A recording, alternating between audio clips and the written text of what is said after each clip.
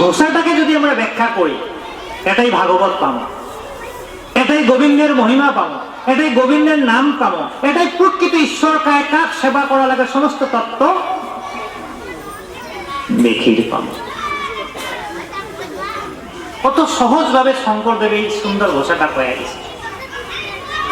শঙ্করদেবে সরলীকরণ করছে যাতে সাধারণ মানুষগুলো তাড়াতাড়ি বুঝে পায়। চৈতন্য মহাপ্রভুর সরলীকরণ করছে যাতে সাধারণ মানুষগুলো সবাই বুঝি পায়। বেদ উপনিষদের কঠিন কঠিন তত্ত্ব সবাই এদের মন করি পায় না, গতিকে চৈতন্য মহাপ্রভুর আবির্ভাব হয়েছে, গতিকে শঙ্করদেবের আবির্ভাব হয়েছে। শাস্ত্রের এই সিদ্ধান্তগুলো সহজভাবে পরিবেশন করছে।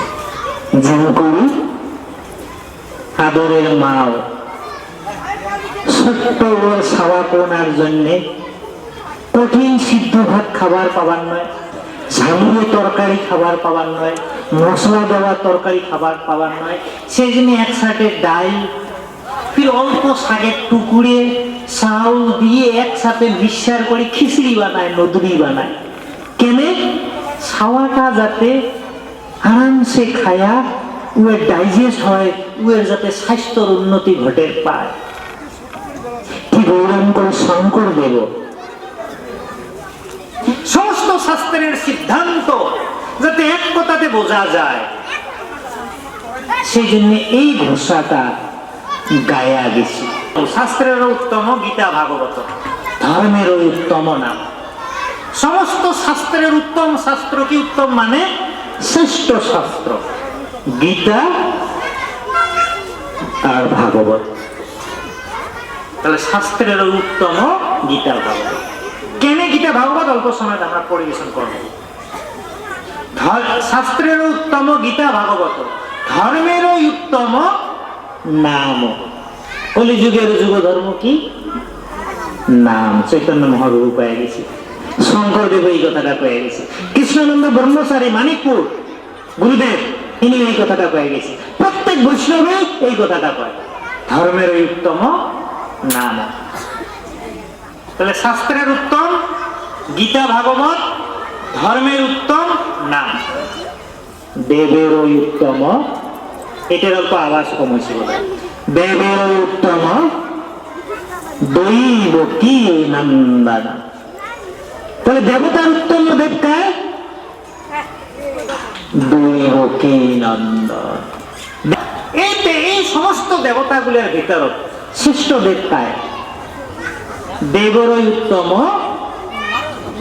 দৈব কি নন্দন। সমস্ত দেবের উত্তম দেব দৈব কি নন্দন।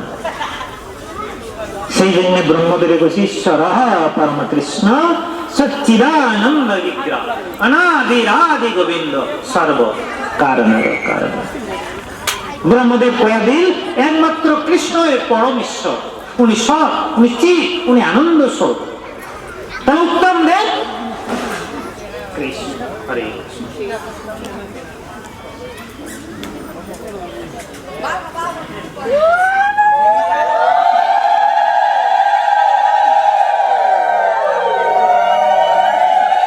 তাহলে শঙ্করদেবের কোন উত্তম দেব? দৈব কি নন্দন। তাহলে আমার দেব নিয়ে হাল্লা করার কোনো প্রয়োজন নাই, কাজিয়ে করার কোনো প্রয়োজন নেই। আমরা যাই শিব ভোজি, যাই কালী ভোজি, যাই জকা ভোজি, যাই মাসান ভোজি, যাই যেটা ভোজি ওইটাকে শ্রেষ্ঠ বলি ভাবি, হয় না? কিন্তু শাস্ত্রে সিদ্ধান্ত দিয়ে গেল উত্তম দেব দৈব কি নন্দন। বাকিগুলো কায়? এতে এসো অংশকলা, এতে এসো অংশকলা কৃষ্ণস্তু স্বয়ং ভগবান। বেদত এই সুত গোস্বামী এই কথাটা পেয়ে গেছে ভাগবত। বাকিগুলো অংশকলা, অবশ্যই বাকিগুলোকে অবমাননা করা যাবার নয়, অবমাননা করা যাবার নয়।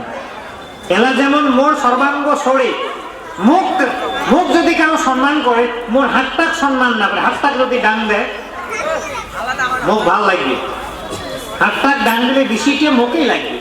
তবে কেউ যদি মুখ সম্মান করে কিন্তু মোর হাতটাক সম্মান না করে ওটাও ঈশ্বরের অবমাননা করা হবে। উনি এটাই কিছু সিম্পল উদাহরণ দিয়ে অ্যানালাইসিস করার চেষ্টা করেন। আজিকালি আমরা বিভিন্ন জনে পাঠ করি, খালি আধ্যাত্মিকতায় করি, আধ্যাত্মিকতায় করি। আধ্যাত্মিকতার প্রয়োজন আছে, কিন্তু কিছু শাস্ত্রীয় কথা সিম্পল উদাহরণ দিয়ে বুঝি না যাওয়ার জন্য আমার সমাজে একটা বিভ্রান্তিকর মেসেজ যায়। যদি কেউ ট্রাই করেন কৃপা করবেন। তাহলে কি হল? দেবর উত্তম দৈব কি নন্দন। সেই কথাটা চতুর্শ্লোকী ভাগবত তো পাই। অহমেবা সমেদাগ্রে নান্যজ্জসদসৎপরম পশ্চাদহম যদেতস্য যোগশিষ্যত সস্মি অহম।